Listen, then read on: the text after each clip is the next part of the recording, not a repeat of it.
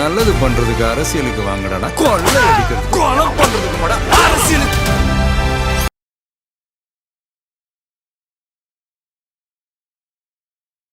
இன்னைக்கு புதுச்சேரியில அந்த ரோட் ஷோ பார்த்தேன். என்னென்ன ஒரு தாக்கத்துடன் இளைஞர்கள் வந்தார்கள் என்பதை பார்க்க முடிகிறது. இது ஒரு நவீன நூதன புரட்சியாகத்தான் நான் பார்க்கிறேன்.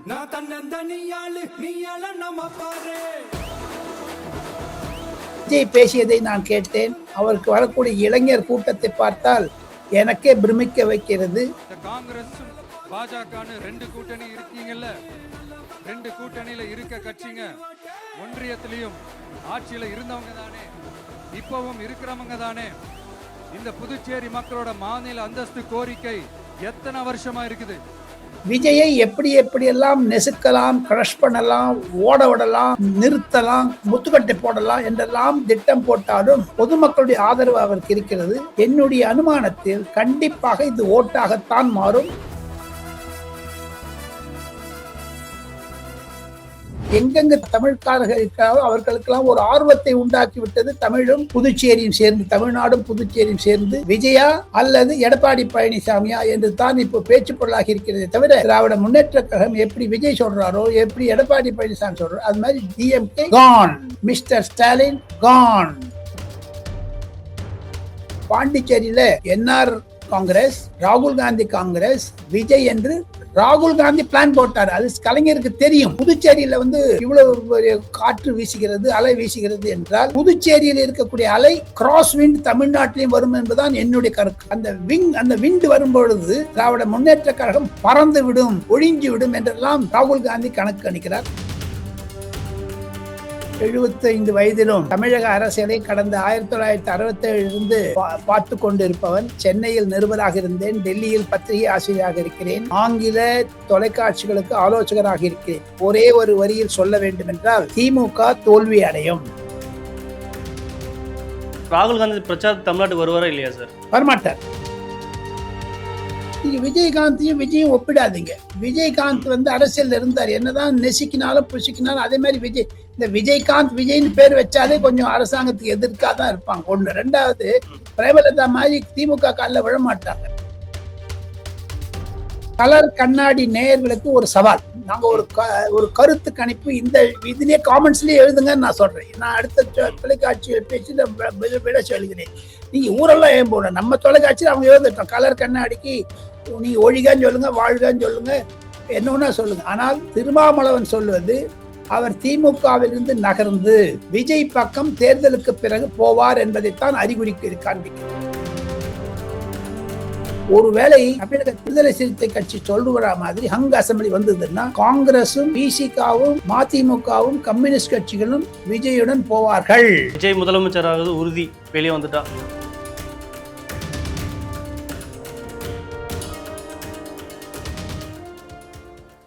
கலர் கண்ணாடி வாய்ஸ் நேயர்களுக்கு வணக்கம். இன்று நம்மோடு இருப்பவர் மூத்த பத்திரிகையாளர் டெல்லி ராஜகோபாலன் அவர்கள். வணக்கம் ஐயா. வணக்கம், நமஸ்காரம். நல்லா இருக்கேன். நீங்க சொல்லும் போது உங்களுக்கு உற்சாகத்தை பாக்குறேன். என்ன ஆச்சுங்க தாட்ஸ்டாய்? உற்சாகம்னா விஜய் சார் பெரம்பூர்ல நம்ம மீட்டிங்கை பத்தி பேசணும், பிரச்சாரம் போனது, புதுச்சேரியில போனதும் திருச்சியில போனதும் நீங்க எப்படி பாக்குறீங்க சார்? எனக்கு உற்சாகம் இருக்கா இல்லையான்னு கேளுங்க. அதை கேளுங்க முதல்ல. அதான் சார், நீங்க உங்களுக்கு உற்சாகம் இருக்கா இல்லையா? 75 வயதிலும் தமிழக அரசியலை கடந்த 1967 இருந்து பார்த்து கொண்டிருப்பவன். சென்னையில் நிருபராக இருந்தேன், டெல்லியில் பத்திரிகை ஆசிரியராக இருக்கிறேன், ஆங்கில தொலைக்காட்சிகளுக்கு ஆலோசகராக இருக்கிறேன். ஒரே ஒரு வரியில் சொல்ல வேண்டும் என்றால் திமுக தோல்வி அடையும். விஜயினுடைய கூட்டத்தை சொன்னீர்கள். விஜய்க்கு வரக்கூடிய கூட்டத்திற்கும் எடப்பாடி பழனிசாமியுடைய கூட்டத்திற்கும் ஏடிஎம்கேக்கும் டிவிகேக்கும் இப்ப கம்பீட் பண்றாங்க, ஒருத்தர் போட்டி போடுறாங்க. இன்னைக்கு புதுச்சேரியில அந்த ரோட் ஷோ பார்த்தேன். என்னென்ன ஒரு தாக்கத்துடன் இளைஞர்கள் வந்தார்கள் என்பதை பார்க்க முடிகிறது. இது ஒரு நவீன நூதன புரட்சியாகத்தான் நான் பார்க்கிறேன். சில கொள்கைகளிலும் சில கருத்து வேறுபாடு எனக்கு இருக்கிறது விஜயுடன் இருந்தாலும், எடப்பாடி பழனிசாமியிடமும் தான் இருக்கிறது. ஆனாலும் ஒன்றே ஒன்று, இந்த இரண்டு கட்சிகளும் ஒன்று சேர்ந்து திமுகவை நகர்த்த வேண்டும் என்று போட்டி போட்டுக்கொண்டால் திமுகவிற்கு 2 சீட் கூட கிடைக்காது. 1984 எப்படி பாஜகவிற்கு 2 சீட் கிடைச்சதோ 543 கண்டெஸ்ட் பண்ணாங்க டெல்லிக்கு நாடாளுமன்றத்துக்கு. அந்த மாதிரி தமிழ்நாட்டில் வழிச்சுன்னு போயிடும் திமுக என்று தான் என்னுடைய கருத்து. விஜய் பேசியதை நான் கேட்டேன். அவருக்கு வரக்கூடிய இளைஞர் கூட்டத்தை பார்த்தால் எனக்கே பிரமிக்க வைக்கிறது. இருப்பினும் விஜயை எப்படியெல்லாம் நெசுக்கலாம், கிரஷ் பண்ணலாம், ஓட விடலாம், நிறுத்தலாம், முத்துக்கட்டை போடலாம் என்றெல்லாம் திட்டம் போட்டாலும் பொதுமக்களுடைய ஆதரவு அவருக்கு இருக்கிறது. என்னுடைய அனுமானத்தில் கண்டிப்பாக இது ஓட்டாகத்தான் மாறும். அது பீகார்ல பிரசாந்த் கிஷோர் பாண்டே காண மாதிரி ஆகும். இவர் மதிமுகவோட ஓட்டு குறைச்சி வாங்குவார். ஐயா, கமல்ஹாசன் மாதிரி இவர் பண்ண மாட்டார், ரஜினிகாந்த் மாதிரி பண்ண மாட்டார் என்ற ஒரு தைரியம், கான்பிடென்டா இருங்க சொல்றாரு பாருங்க, அதுதான் அவருக்கு இருக்கக்கூடிய கான்பிடன்ஸ். சார், புதுச்சேரியில் ஒரு பக்கம் எலெக்ஷன் முன்னாடியே நடக்க போகுது. அதே சமயம் அங்கே மாநில அரசையும் மத்திய அரசையும் விமர்சனம் பண்ணாரு. அதெல்லாம் எப்படி பார்க்குறீங்க சார்?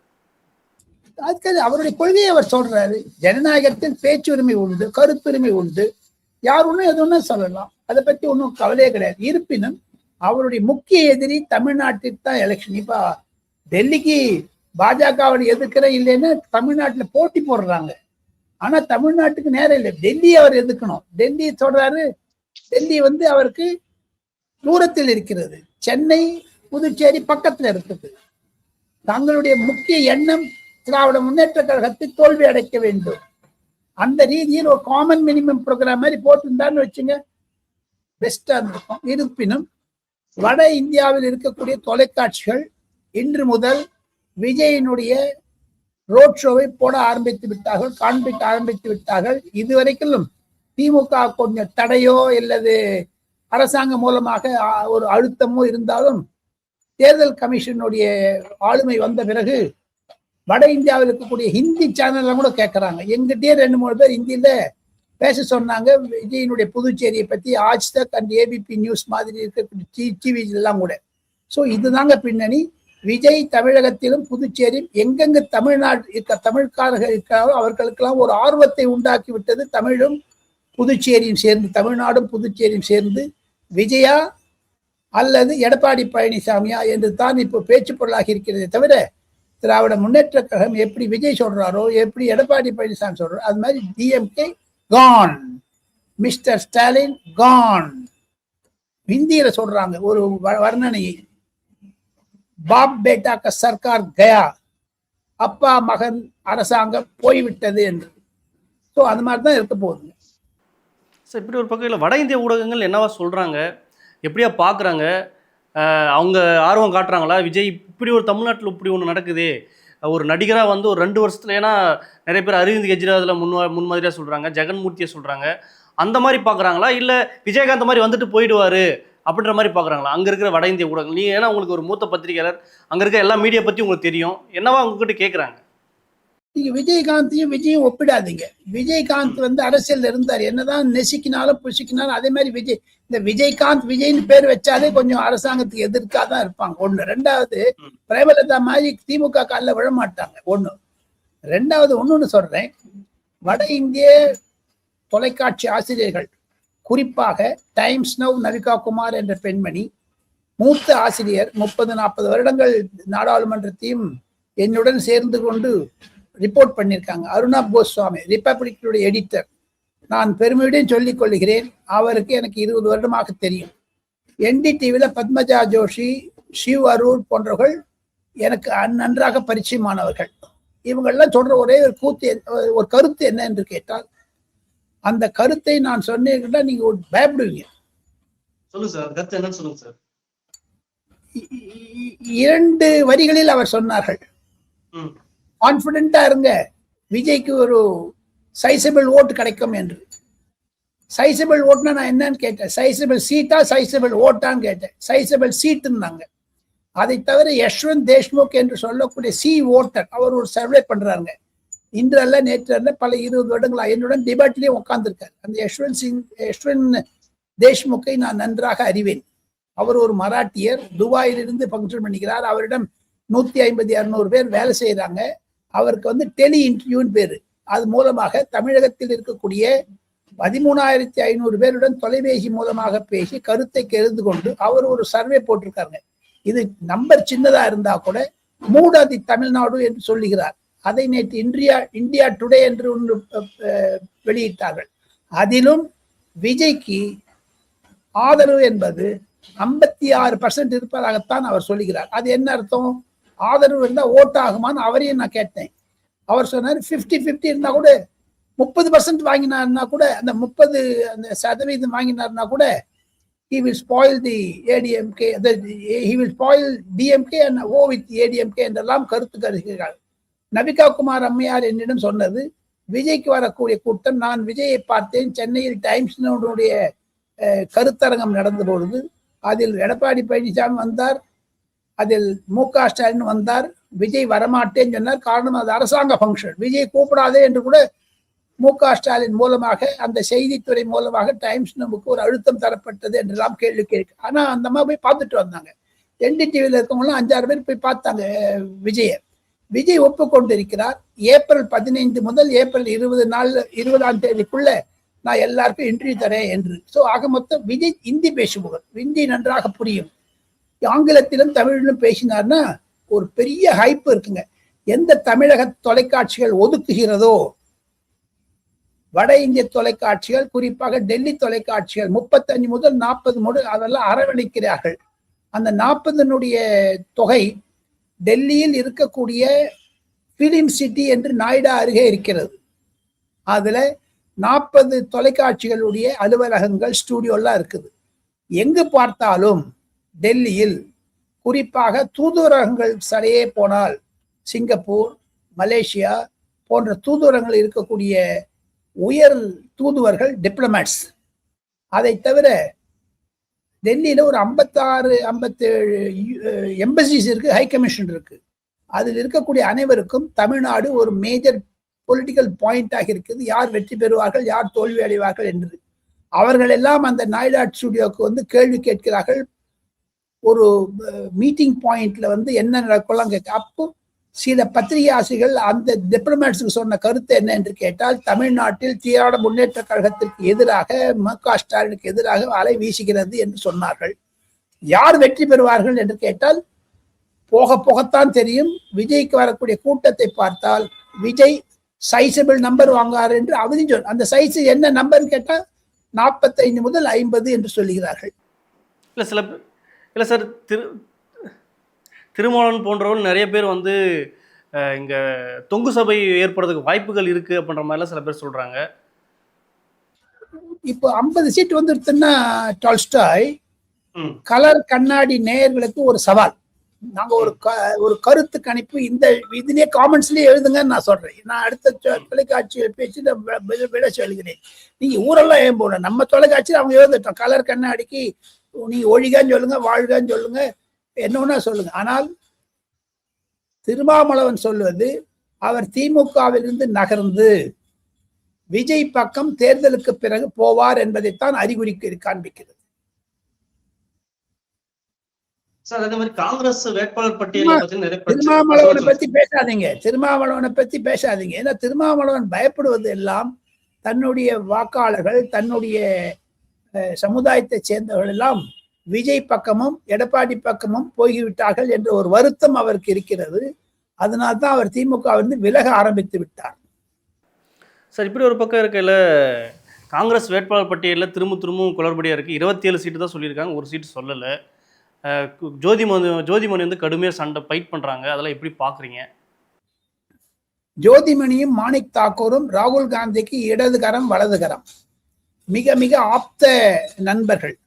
தமிழகத்தில் இருக்கக்கூடிய செய்தியை, தமிழகத்தில் இருக்கக்கூடிய கள நிலவரத்தை கடந்த 6-7 மாதங்களாகவே ராகுல் காந்தியினுடைய காதில் நிரப்புகிறார்கள். அதை தவிர கலர் கண்ணாடி நேயர்களுக்கு டால்ஸ்டாய் மூலமாக சொல்ல வேண்டும் என்றால் ஒன்று மட்டும், சோனியா அம்மையார் கனிமொழியினுடைய புத்தகத்தை ரிலீஸ் பண்ண பொழுது 2025 முதல் மாதங்களில் சென்னையில் சத்தியமூர்த்தி பவனில் தனியாக காங்கிரஸ் ஊழியர்களையும் தலைவர்களையும் சந்தித்தார் சோனியா காந்தி. அப்பொழுது சோனியா காந்தி சொன்னது, பாஜக வளர்ந்து விட்டது என்று நான் கேள்விப்படுகிறேன், பாஜக செய்த, அண்ணாமலை செய்த என் மண் என் மக்கள் யாத்திரை மாதிரி செய்ய வேண்டும். திமுகவினுடைய அரவணைத்து போகாதீர்கள். அங்கங்கு you have to question, you have to raise the public importance notices in assembly தான் சொல்லியிருக்காங்க. ஆனால் காங்கிரஸ், ராகுல் காந்தி இருவருமே இந்த மாணிக் தாக்கூரையும் ஜோதிமணியும் உசுப்பி விட்டு திமுகவுக்கு எதிராக செய்தார்கள். அதனுடைய பலன்தான் பிரவீன் சக்கரவர்த்தி ராகுல் காந்தியினுடைய அனுமதியின்படி 7 முறை விஜயை சந்தித்து பேசியிருக்கிறார். அவங்க பாண்டிச்சேரியில என் ரங்கசாமியும் அவருடைய மற்ற பாஜகவை தவிர இருவரும் விஜய் உறவு வைக்க வேண்டும், என்ஆர் காங்கிரஸ், ராகுல் காந்தி காங்கிரஸ், விஜய் என்று ராகுல் காந்தி பிளான் போட்டார். அது கலைஞருக்கு தெரியும். புதுச்சேரியில இவ்வளவு காற்று வீசுகிறது, அலை வீசுகிறது என்றால் புதுச்சேரியில் இருக்கக்கூடிய அலை கிராஸ் விண்ட் தமிழ்நாட்டிலையும் வரும் என்பதுதான் என்னுடைய கணக்கு. அந்த விண்ட் வரும்பொழுது திராவிட முன்னேற்ற கழகம் பறந்து விடும், ஒழிஞ்சு விடும் என்றெல்லாம் ராகுல் காந்தி கணக்கு கணிக்கிறார். காரணம் என்ன என்று கேட்டால், ராகுல் காந்தி இந்த தமிழக காங்கிரஸையும் சரி, தமிழ்நாட்டில் இருக்கக்கூடிய திராவிட முன்னேற்ற கழக அரசாங்கத்தையும் பற்றி சற்று தயங்கித்தான் பேசுகிறார். சற்று ரிசர்வேஷன் அவருக்கு இருக்குது. திமுக எங்களை எல்லாம் சாப்பிட்டு விட்டது, தமிழக காங்கிரஸ் திராவிட முன்னேற்ற கழகம் அரவணைத்தது, விஜயுடன் போனால் நன்றாக இருக்கும் என்று எதிர்வினையை பார்த்தார்கள். அம்மாவும் பையனும், சோனியா காந்தியும் ராகுல் காந்தியும் ஒரே ஒரு விஷயத்தை சொன்னார்கள். திமுக செய்யக்கூடிய அட்டூழியங்கள், பொதுமக்கள் இருக்கக்கூடிய சோகங்கள், தாபங்கள், போதைப் பொருள் விற்பனை, இதையெல்லாம் நாங்கள் பிரதிபலிக்க வேண்டும். அதனால்தான் பாஜக வளர்ந்தது. நாம் இந்த இடத்தை கோட்டை விட்டோம் என்று 2025 முதலிலே சோனியா காந்தி சொன்னதைத்தான் இன்று ராகுல் காந்தி பிரதிபலிக்கிறார். திமுக மீது அவருக்கு நம்பிக்கை இல்லை. புதுச்சேரியில் போகக்கூடிய ராகுல் காந்தி பிரச்சாரத்திற்கு நாளை முதல் ஏன் தமிழ்நாட்டுக்கு கால தாமதமாக வருகிறார் என்ற கேள்விக்கு திமுகவினரும் சரி, ஆளுங்கட்சியினுடைய முதலமைச்சர் ஐயா ஸ்டாலினும் சரி பதில் சொல்லியாக வேண்டும். சார், இப்படி ஒரு பக்கம் இருக்கையில் கேஸ் பிரச்சனை திருச்சி பரப்புரையில் கேஸ் பிரச்சனை தமிழக அரசு கவனிச்சிருக்கணும், எல்லாமே ஒன்றிய அரசுன்ற மாதிரி பார்த்துக்கூடாது, தமிழ் அரசு டீல் பண்ணுன்ற மாதிரி சொல்கிறாங்க. ஆனால் இங்கே இருக்கிற அரசியல்வாதி என்ன சொல்கிறாங்கன்னா, ஏன் பாஜக விமர்சனம் பண்ணுறதே இல்லை விஜய் அப்படின்ற மாதிரி சொல்கிறாங்க. நீங்கள் அதை எப்படி பார்க்குறீங்க சார்?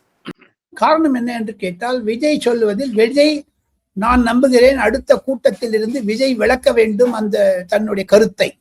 உதாரணத்துக்கு சொல்ல வேண்டும் என்றால், தமிழகத்தில் இருந்து 39 நாடாளுமன்ற உறுப்பினர்கள் லோக்சபாவிலும் 18 உறுப்பினர்கள் மாநிலங்களவையிலும் இருக்கிறார்கள். 57 பேர் மொத்தம். எல்லாமே எக்ஸப்ட் 5 ஏடிஎம்கே தவிர மீதி பேர் எல்லாம் 52 பேர். இந்த எம்பிக்கள் ஏன் அழுத்தம் தரவில்லை? நீங்க ஒரு பாட் சொன்னீங்க, விஜய் சொன்னது இன்னொரு பாட் சொல்லவே இல்லை. திராவிட முன்னேற்ற கழக தலைவர் முதலமைச்சர் ஒரு டெலிகேஷன் எடுத்துன்னு டெல்லி போயிட்டு வாங்கன்னு சொன்னார் விஜய். அதையும் திமுக செய்யவில்லை. தமிழகத்திற்கு துரோகம் விளைவித்த 58 எம்பிக்களும் ஏன் கேஸ் பிரச்சனையை பேசவில்லை? ஏதோ ஒண்ணு ஓட்டு சோரின்னு காங்கிரஸ் பின்னாடி போனாங்க. இவர் பாட்னாக்கு போனார் முதலமைச்சர், மூக்குடைத்து கொண்டு வந்தார் திரும்பி. அதே மாதிரி பாராளுமன்றத்தை தமிழக பிரச்சனைகள் எல்லாம் எடுக்காமல் அகில இந்திய பிரச்சனையை ராகுல் காந்திக்கு வால் பிடித்தார்கள். இப்ப என்னாச்சு? ராகுல் காந்தி பெப்பேனர் மா கட்டுல்லா அப்படி இப்படின்னு ஹிந்தியில சொல்லுவாங்க, அந்த மாதிரி பண்ணிட்டார். Time fish. ஸோ ராகுல் காந்தி மீது தான் திமுகவினர் கோபமாக இருக்கிறார்கள். தமிழக அரசியலை கலேபரம் பண்ணது ராகுல் காந்தி. சார், ராகுல் காந்தி பிரச்சாரம் தமிழ்நாட்டுக்கு வருவாரா இல்லையா சார்? வரமாட்டார். வந்தா கூட ஒரே ஒரு கூட்டத்தில் போயிட்டு கண்ணும் பார்க்காத மாதிரி இருந்துருவார். ஆனா அதே முறையில் பார்த்தீர்கள் ஆனால் விஜய் ஏக்கலை செலவு தனியாக செல்லுகிறார், சீமான் தனியாக செல்லுகிறார். ஆனால் திராவிட முன்னேற்ற கழகத்தை எதிர்த்து எடப்பாடி பழனிசாமியுடன் தமிழக அரசியலை அனுபவித்து பேச வேண்டும் என்றால் 4 கட்சிகளையும் பேசியாக வேண்டும். அதில் 6 முறை தமிழகத்திற்கு வந்துவிட்டார் பிரதமர். மு.க. ஸ்டாலின் ஏளனம் செய்கிறார், டெல்லி நகையாடுகிறார். எத்தனை தடவை வரீங்களோ அத்தனை சீட்டு ஜெயிக்கணும்னு. அதே மாதிரி அமித்ஷாவும் சரி, பியூஷ் கோயலும் சரி, எடப்பாடி பழனிசாமி வீட்டுக்கு போய் பார்க்குறாங்க, அண்ணா அறிவாலயத்துக்கு போறாங்க. என்னுடைய ஒரே ஒரு கேள்வி, ஏன் திராவிட முன்னேற்ற கழகத்தை அகில இந்திய காங்கிரஸ் ஒதுக்குகிறது? அதன் மூலமாக ஒன்றி தெரிகிறது, காங்கிரஸ் திமுகவிலிருந்து ஆஃப்டர் எலெக்ஷன் வெளியே போயிடுவாங்க. ஒருவேளை தமிழகத்தில் விடுதலை சிறுத்தை கட்சி சொல்லுகிற மாதிரி ஹங் அசம்பிளி வந்ததுன்னா காங்கிரசும் விசிகாவும் மதிமுகவும் கம்யூனிஸ்ட் கட்சிகளும் விஜயுடன் போவார்கள். விஜய் முதலமைச்சராவது உறுதி வெளியே வந்துட்டா. அப்படி எடப்பாடி பழனிசாமிக்கும் விஜய்க்கும் தான் போட்டு ஸ்டாலின் அவுட்னு தான் சொல்றாங்க. அதாவது அந்த ரேஸ்ல இருந்து ஹீஸ் அவுட். வட இந்தியாவில் இருக்கக்கூடிய நான் இன்னொன்னு ஒரு சின்ன ரகசியத்தை சொல்றேங்க. கலர் கண்ணாடி நேயர்களுக்கு உங்கள் மூலமா, தால்சாய் மூலமா, டெல்லியில நான் இத்தனை டெலிவிஷன் இருக்கு, நாய்டா பிலிம் சிட்டின்லாம் சொன்னேனே, குறைந்தது 50 அல்லது 55 கருத்து கணிப்பு ஏஜென்சி இருக்குது டெல்லியிலையும் மும்பைலையும். அவங்கெல்லாம் அரசியல் ரீதியாக கணக்கெடுப்புக்காக சர்வே பண்றாங்க. ஆனால் அவருடைய பிரதான ஒரு சர்வே என்னன்னு கேட்டேன், கமர்ஷியல். இப்ப பாருங்க, ஏசியன் பெயிண்ட்ஸ் அதை எங்க கடத்தலாம் கேட்டாங்கன்னா அது சர்வே எடுத்து சொல்லுவாங்க, இந்த இடத்த பர்டிகுலர் இடத்துல பண்ணுங்க அப்படிலாம் சொல்லிட்டு. அது மாதிரி கருத்து கணிப்பு செய்யக்கூடிய ஏஜென்சிஸ் பல மும்பையிலும், ஏன் சென்னையில கூட இருக்குதுங்க, கொல்கத்தால கூட இருக்குது.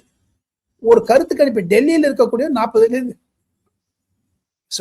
50 பேர் இருப்பாங்க. இருந்தாலும் அவளில் வரக்கூடிய கணக்குகள் நேற்று முதல் பாஜக காங்கிரஸ் ஒன்று பண்ணதன் மூலமாக, கேண்டிடேட்ஸ் அனௌன்ஸ் பண்ணது மூலமாக இன்று காலை 4ஆம் தேதி ஏப்ரல் ஒரு சர்வே பண்ணியிருக்காங்க. அந்த சர்வேனுடைய ரிசல்ட் 3 மணிக்கு வந்துடுச்சுங்க.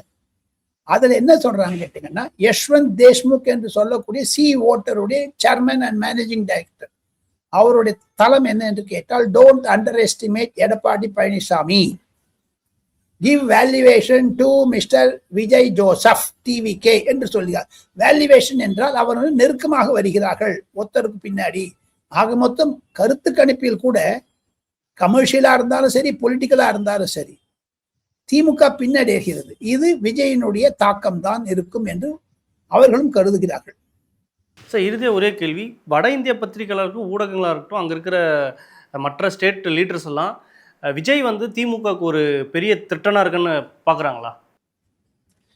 வட இந்திய தலைவர்கள் அகிலேஷ் யாதவ், தேஜஸ்வி யாதவ் போன்றவர்கள் எல்லாம் கேரளா செல்கிறார்கள். சிபிஎம் பின்னாரை விஜயுடன் சேர்ந்து கொண்டு பிரச்சாரம் செய்கிறார்கள். அதே தேஜஸ்வி யாதவை யார் ராகுல் காந்தி ஒதுக்கினாரோ பீகார் தேர்தலில், மு.க. ஸ்டாலினுக்கு கொடுத்த மரியாதை அவமரியாதை மாதிரி தான் தேஜஸ்வி யாதவுக்கும் ராகுல் காந்தி கொடுத்தார், காங்கிரஸ் கொடுத்தது. 57 இடங்களில் பெற்று 6 இடங்கள் தான் ஜெயிச்சாங்க. ஸோ அவங்களுக்கு ஸ்ட்ரைக்கிங் ரேட் கம்மி. இது ஒரு பாயிண்ட். 2வது பாயிண்ட், டெல்லியில் இருக்கக்கூடிய தூதுவரங்களை பற்றி நான் ஏற்கனவே உங்கள்கிட்ட சொல்லியிருக்கேன். அவங்களுக்கு ஒரு பிரதானமாக விஜயை பார்த்து நகர்கிறார்கள். காரணம், ஃபியூச்சர்ல அவர் ஒரு டிசைடிங் ஃபேக்டரா வந்தாங்கன்னா என்ன ஆகும். அதே மாதிரி நாடாளுமன்றத்தினுடைய மைய மண்டபமும் சரி, புது நாடாளுமன்ற கட்டிடத்திலும் சரி, திமுக எம்பிக்கள் திருமாவளவனை பார்த்தாலும் சரி, ராஜாவை பார்த்தாலும் சரி ஒதுங்கி போகிறார்கள். போதாத குறைக்கு இன்பதுரை என்று சொல்லக்கூடிய அதிமுக எம்பி ஓப்பனாவே சொல்றார், ஸ்டாலின் கயா, ஸ்டாலின் போயிட்டாரு அப்படி இப்படின்னு சொல்லிட்டு. அப்பவும் விஜயினுடைய ஒரு தாக்கம் இருப்பதாகத்தான் அதிமுகவும் நம்புகிறது. நாடாளுமன்றத்தில் விஜயை பற்றி பேசுகிறார்கள், சர்ச்சைக்கு அவர் இருக்கிறார். ஸோ வட இந்திய பத்திரிகையாளரும் சரி, கருத்தாளர்களும் சரி, ஆசிரியர்களும் சரி, Vijay is a factor in Tamil Nadu politics என்று சொல்லுகிறார்கள். இருந்தாலும் அவர் அன்டெஸ்டட் பர்சன் என்று Times of India, Hindustan Times மற்றும் Navbharat Times, Maharashtra Times, Statesman, Indian Express போன்ற பத்திரிகைகளுடைய கருத்து கணிப்பை தவிர தலையங்கங்கள்லாம் கூட எழுதுறாங்க, Tamil Nadu will give a different verdict this time என்று. ஒரு மாறுதலான ஒரு கருத்து கணிப்பு அது. அத மாறுதலான கருத்து. அது எதை சொல்லுகிறார்கள்? இதுவரைக்கும் திமுக அதிமுக ரொட்டேஷன்ல வந்தாங்க. இப்ப விஜய் கரூரில் நம்ம சமீபத்தில் நடந்த பெரம்பூர் நாமினேஷன் ஃபைல் பெரம்பூர் சொன்ன கிவ் மீ ஒன் சான்ஸ். அது அமெரிக்கனுடைய ஸ்டைல். ஒபாமாவும் சரி, அவங்களாம் சரி, ஒன் சான்ஸ் ப்ளீஸ் தான் கேட்டாங்க. அந்த மாதிரி இவர் பண்றது வரவேற்கத்தக்கது என்று தலையங்கங்கள் எழுதுகிறது. ஆனால் அந்த பத்திரிகை தலையங்கங்கள் கூட எடப்பாடி பழனிசாமிக்கும் விஜய்க்கும் தான் போட்டி என்று சொல்லுகிறார்கள். அதை சொல்லி வற்புறுத்தி விடைபெறுகிறேன். நன்றி, நமஸ்காரம். நன்றி, வணக்கம் சார். வணக்கம் சார். நிறைய தகவலை சூப்பராக சொன்னீங்க சார். மறுபடியும் போய் சந்திப்போம். நன்றி சார். நன்றி சார்.